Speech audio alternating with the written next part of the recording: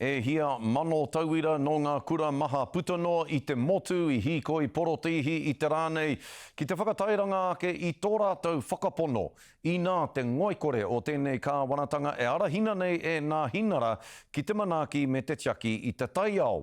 I te taha o te hunga hikoi i te whanganui ātara i te rānei tā tātou kairi poata a Moana Makapelu Li kei waho ia i te whare pāre mata i tēnei wā tonu nei. Nō reira, kei te tuahine e Moana e mihi atu ana ki a koe, tēnā hea ngā kōrero kei a koe mo te rānei.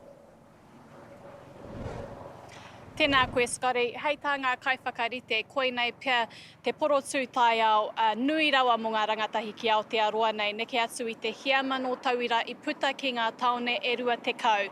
Ki konei ki pōneke tā tūai rātou ki te whare pāre mata e onoa rātou tono ki te kāwanatanga, anei te pūrongo.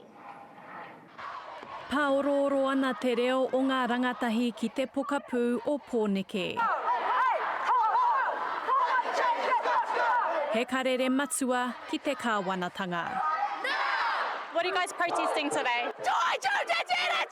We're protesting here for the school strike for climate change, but there's no climate justice without social justice. So we're also saying toitu te tiriti. He mai nui tō e nei rangatahi mō te tai ao. To the government, I think you need to listen to the youth here because it's our future that you're going to be planning for. So toitu te tiriti, toitu te manamontu hake. This is Māori whenua, so please listen to us.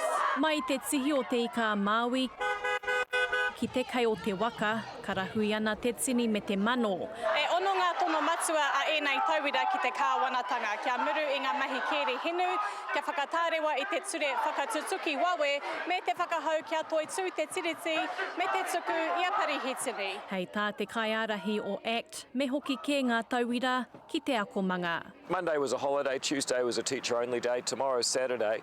Lots of times you can protest about the climate, but somehow this requires a Friday afternoon off school. It's just not credible. I'd say it's a little bit embarrassing. The world doesn't stop where the classroom door stops. And as you can see here, the energy from our young people is that they want a healthy planet and a healthy climate for the future.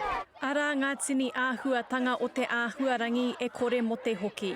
Hei tā ngā tauira ka haere tonu. Te kāwanatanga, moko tiwha! Ngā porotu, Moana Makapelu Li, te karere.